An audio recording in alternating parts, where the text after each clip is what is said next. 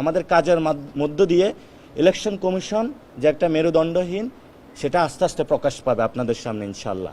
একটা election commission যে গণতান্ত্রিক প্রক্রিয়া বাংলাদেশকে নিয়ে যাওয়ার জন্য প্রতিষ্ঠান, কিন্তু আমরা এটাকে যতটুকু এখন পর্যবেক্ষণ করছি আরও ডে বাই ডে, সেটাতে আমরা দেখতে পাচ্ছি এটার অধিকাংশ অঙ্গ জুড়ে হলো সামরিক উর্দি পরা পোশাকে, এবং বাকি যতটুকু তারা আছে সেটা আবার এই দলীয় পোশাকে আবৃত। মানে আমরা কিছু পরিস্থিতির মধ্যে দিয়ে যাচ্ছি, পরিস্থিতিগুলো কিভাবে বলবো।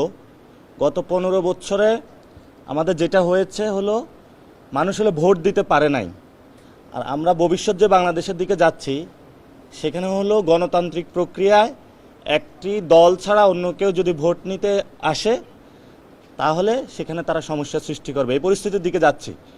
ইলেকশন কমিশন এই পরিস্থিতি সৃষ্টির পায়তারা করছে।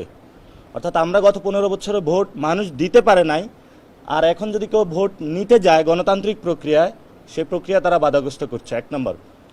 2 নম্বর হলো আমরা যত দিন দিন এই ইলেকশন কমিশনকে দেখতে পাচ্ছি ততই বুঝতে পারছি যে এটা মেরুদণ্ডহীন একটা ইলেকশন কমিশন। 3 নম্বর জিনিস, একটা ইলেকশন কমিশন যে গণতান্ত্রিক প্রক্রিয়া বাংলাদেশকে নিয়ে যাওয়ার জন্য প্রতিষ্ঠান, কিন্তু আমরা এটাকে যতটুকু এখন পর্যবেক্ষণ করছি আরও ডে বাই ডে, সেটাতে আমরা দেখতে পাচ্ছি এটার অধিকাংশ অঙ্গ জুড়ে হলো সামরিক উর্দি পরা পোশাকে, এবং বাকি যতটুকু তারা আছে সেটা আবার এই দলীয় পোশাকে আবৃত। এই জন্য আমরা গণতান্ত্রিক যারা আহত হয়েছিল, শহীদ হয়েছিল, ওনাদের একটা এজেন্স ছিল তো যে আমি ভোট দিতে পারি না, এই জন্য মাঠে আমি আন্দোলন করতে এসেছি। সে জায়গা থেকে তাদের দাবির প্রেক্ষিতেই কিন্তু আমরা গণতান্ত্রিক প্রক্রিয়ায় যাচ্ছি, এবং গণতান্ত্রিক প্রক্রিয়ার জন্য আমরা সাংবিধানিক যে প্রতিষ্ঠান রয়েছে সেখানে ইলেকশন কমিশন একটা গুরুত্বপূর্ণ প্রতিষ্ঠান। এই প্রতিষ্ঠানে আমরা রেজিস্ট্রেশন প্রসেসে গিয়েছি, জমা দিয়েছি, সামনেও যাচ্ছি। তবে এটার কোথায় কোথায় সমস্যা এটা জনগণের সামনে আমরা উদ্ঘাটন করতেছি, এবং জনগণের সামনেই আমাদের কাজের মধ্য দিয়ে ইলেকশন কমিশন যে একটা মেরুদণ্ডহীন সেটা আস্তে আস্তে প্রকাশ পাবে আপনাদের সামনে ইনশাল্লাহ। কি কাজ পেয়েছেন আপনারা? এই কমিশনের অধীনেই যদি ভোট হয় শেষ পর্যন্ত আপনারা ভোটে যাবেন কিনা, মানে এটা এর আগেও প্রশ্ন করছি, কিন্তু আবার প্রশ্ন করছি যে ডেভেলপমেন্ট অনেক কিছু হয়ে গেছে, মানে কোন কোন বিষয়গুলো এই সিদ্ধান্ত নেওয়ার জন্য আমরা আপাতত যে অবস্থায় আছি সেটা আমরা বলেছি যে ভোট গত 15 বছরে ভোট দিতে পারে নাই, এখনো ভোট নেওয়ার সিস্টেম নাই। যদি আমি ভোট নিতেই না পারি, জনগণ যদি আমাকে ভোট দিতে আসে আর আমাকে যদি বাধাগ্রস্ত করা হয় ভোট নেওয়ার জন্য, তো সেখানে যখন আমি বুঝবো আমাকে ভোট নিতে দিবে না, সেখানে গত 15 বছরে তো অনেকে ভোটে অংশগ্রহণ করে নাই, যদি আমাকে ভোট না দিতে দেয় তাহলে আমি কেন অংশগ্রহণ করব? কিন্তু এই প্রক্রিয়াটা এখনো এন্ডিং প্রসেসে আসে নাই। আমরা এটা তাদের প্রতিনিয়ত তাদের সাথে দেখা করছি, কথা বলছি, তাদের যে লুপহোলগুলো দেখিয়ে দিচ্ছি, তাদেরকে আমরা কারেকশনের সুযোগ দিচ্ছি। এটা আমরা অতীত বিভিন্ন জায়গায় যখন আন্দোলন করেছিলাম তখন আমরা সুযোগ দিয়েছিলাম যে আপনারা কারেকশন হন, আপনারা গুলি করবেন না। ইলেকশন কমিশন যদি সামরিক উর্দি পরে, দলীয় উর্দি পরে তার মেরুদণ্ড বিকিয়ে দিতে চায় এবং ভোট না দিতে চায়, তাহলে আমরা ফাইনালি হয়তো এই সিদ্ধান্তে যেতে আমরা বাধ্য হব। কিন্তু আমরা তাদেরকে এখনও সুযোগ দিচ্ছি, তাদের সে শুভোদয় হোক এবং গণতান্ত্রিক প্রক্রিয়া আসুক, ভোট নেওয়ার প্রসেস তারা শুরু করে বাংলাদেশকে গণতান্ত্রিক প্রক্রিয়ায় নিয়ে যাওয়ার জন্য তারা সচেষ্ট হোক।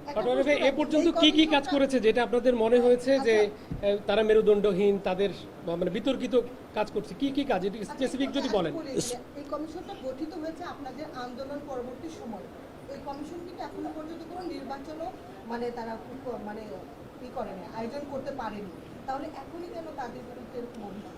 ইলেকশন কমিশন যে গঠন প্রক্রিয়া সেটা তো আপনারা জানেন কিভাবে গঠিত হয়েছিল, এবং আপনারা ইতিমধ্যেই ইলেকশন কমিশনের কিছু বক্তব্য আপনারা দেখেছেন এবং শুনেছেন, এবং ওনারা এই জায়গাতে বক্তব্য দিয়েছে যেটা হলো রাষ্ট্রের বিভিন্ন ইনস্টিটিউশন বা যে প্রধান উপদেষ্টা থেকে ওই বক্তব্য আসে নাই।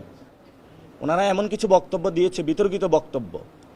তারপরে আমরা প্রবাসী ভোটিং রাইটস নিয়ে কথা বলেছিলাম, সেটা এখন একটা প্রক্রিয়াগত জায়গায় এসেছে। তো গত 2 মাস আগে যদি আমি বলতাম যে আমি অংশগ্রহণ করব না, আমার প্রবাসী ভাই যারা রেমিটেন্স শাটডাউন করেছে তাদের অধিকার প্রতিষ্ঠা করা হচ্ছে না, এমন অসংখ্য প্রক্রিয়ার মধ্যে আপনারা যারা এখানে বিট করছেন আপনারা এই বিষয়গুলো দেখছেন। নির্বাচন কমিশনের কয়টা কর্মচারী যারা ভোট ডাকাতির সাথে জড়িত ছিল আমরা তাদেরকে পদত্যাগ চেয়েছিলাম, বলেছিলাম এটা কারেকশনের প্রয়োজন, এ পর্যন্ত হয়নি। এখন আমাদের যে জুলাই সনদটা হবে সেখানেও কিন্তু এই ইলেকশন কমিশনের সংস্কার প্রক্রিয়া এসেছে, তো এটা যদি প্রায়োগিক অর্থে বাস্তবায়ন হয় তাহলে এই সংসদের পরে হবে নাকি আগে হবে?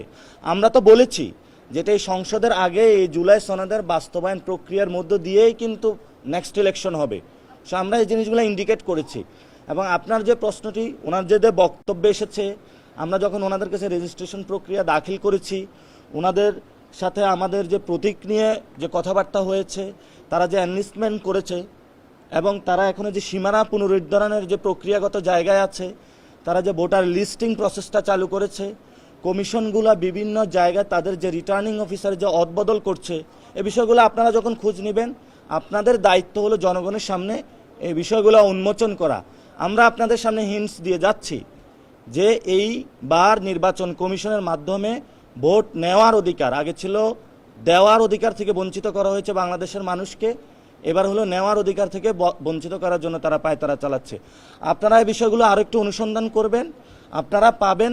আমরা এখনো ধৈর্য হারা হই নাই, যার জন্য আমরা স্পষ্টত ওই জায়গাটাতে যাচ্ছি না, আমরা অপশন বন্ধ করি নাই। আপনাকে জানাতে চাই এর মধ্যে আপনি হয়তো খেয়াল করেছেন, গণমাধ্যমে দেখেছেন যে নির্বাচন কমিশন বেশ কিছু পদক্ষেপ নিয়েছে। আপনারা বিতর্কিত নির্বাচন বা নির্বাচন মানে কমিশনে যারা যুক্ত কর্মকর্তা ছিলেন তাদের ব্যাপারে অভিযোগ যে দিয়েছেন, এর মধ্যে কমিশন থেকে কিন্তু 200 কর্মকর্তা আমরা যে জিনিসটা পেয়েছি, ওনারা নামাজের আগে নামাজের পরে সবাইকে ডেকে বলে যে মানে লিগ্যাল ওয়েতে কোনো কিছু পাই না, ইথিক্যাল ওয়েতে পেয়েছি।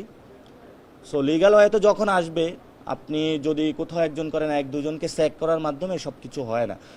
বাই রুলস রেগুলেশন, এটা তো আসলে আপনি যে কথাটা বলছেন এটা তো ব্যক্তি পর্যায়ে চলে যাচ্ছে।